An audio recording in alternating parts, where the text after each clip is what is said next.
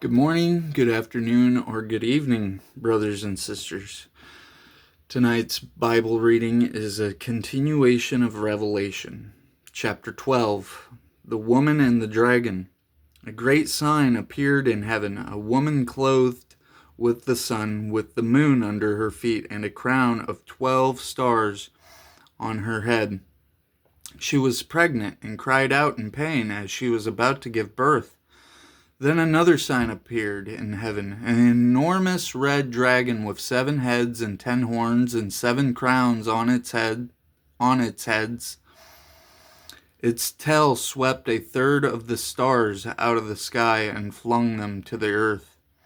The dragon stood in front of the woman who was about to give birth so that it might devour her child the moment he was born. She gave birth to a son, a male child, who will rule all the nations with an iron scepter. And her child was snatched up to God and to his throne. The woman fled into the wilderness to a place prepared for her by God, where she might be taken care of for 1,260 days. Then war broke out in heaven. Michael and his angels fought against the dragon, and the dragon and his angels fought back. But he was not strong enough, and they lost their place in heaven. The great dragon was hurled down, that ancient serpent called the devil, or Satan, who leads the whole world astray. He was hurled to the earth, and his angels with him. Then I heard a loud voice in heaven say, "Now have come the salvation and the power and the kingdom of our God, and the authority of his Messiah. For the accuser of our brothers and sisters, who accuses them before our God day and night, has been hurled down. They triumphed. There's that word again. They triumphed. Excuse me. Over him by the blood of the Lamb and by the word of their testimony. They did not love their lives so much as to shrink from death. Therefore rejoice, you heavens, and you who dwell in them. But woe to the earth and the sea, because the devil has gone down to you. He is filled with fury because he knows that his time is short." When the dragon saw that he had been hurled to the earth, he pursued the woman who had given birth to the male child. The woman was given the 2 wings of a great eagle, so that she might fly to a place prepared for her in the wilderness, where she would be taken care of for a time, times and a half a time, out of the serpent's reach. Then from his mouth the serpent spewed water like a river to overtake the woman and sweep her away with the torrent. But the earth helped the woman by opening its mouth and swallowing the river that the dragon had spewed out of his mouth.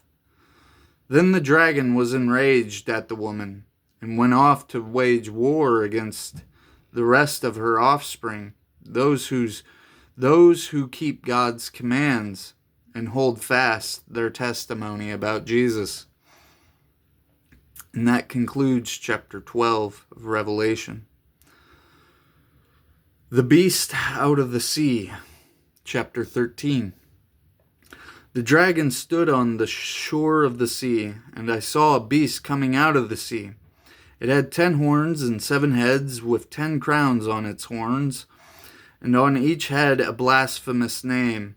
The beast I saw resembled a leopard, but had feet like those of a bear, and a mouth like that of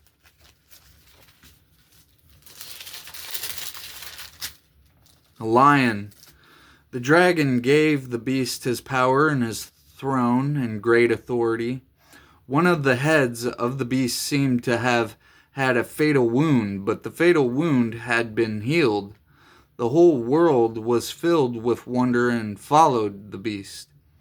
People worshipped the dragon because he had given authority to the beast.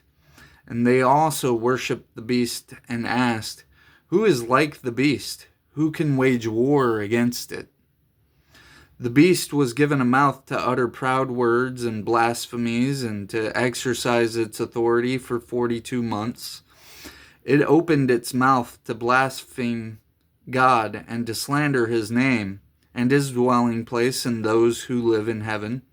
It was given power to wage war against God's holy people and to conquer them.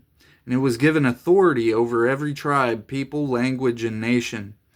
All inhabitants of the earth will worship the beast, all whose name have not been written in the Lamb's book of life.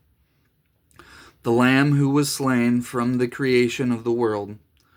Whoever has ears, let them hear.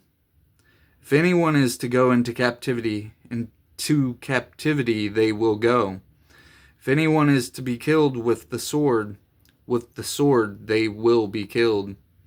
This calls for patient endurance and faithfulness on the part of God's people. It's me and you. The beast out of the earth. Then I saw a second beast coming out of the earth.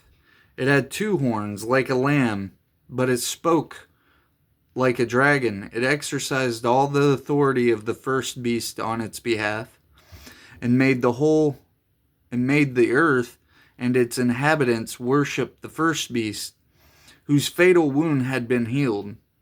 And it performed great signs, even causing fire to come down from heaven to the earth in full view of the people. Because of the signs, it was given power to perform on behalf of the first beast. It deceived the inhabitants of the earth. It ordered them to set up an image in honor of the beast, who was wounded by the sword and yet lived. The second beast was given power to give breath to the image of the first beast, so that the image could speak and cause all who refused to worship the image to be killed. It also forced all people, great and small, rich and poor, free and slave, to receive a mark on their right hands or on their foreheads, so that they could not buy or sell unless they had the mark, which is the name of the beast, or the number of its name. This calls for wisdom. Let the person who has insight calculate the number of the beast, for it is the number of a man. That number is 666. And that concludes chapter 13 of Revelation.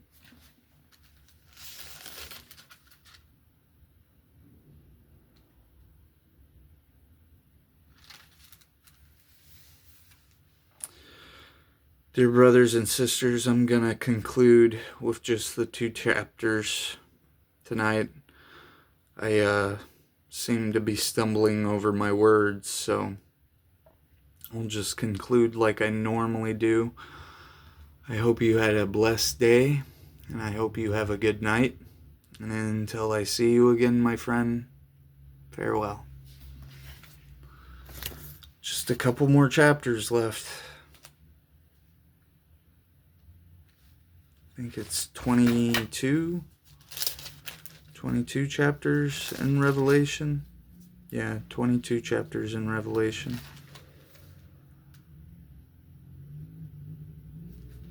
Bye. Hope you have a wonderful time. See you guys on the next one.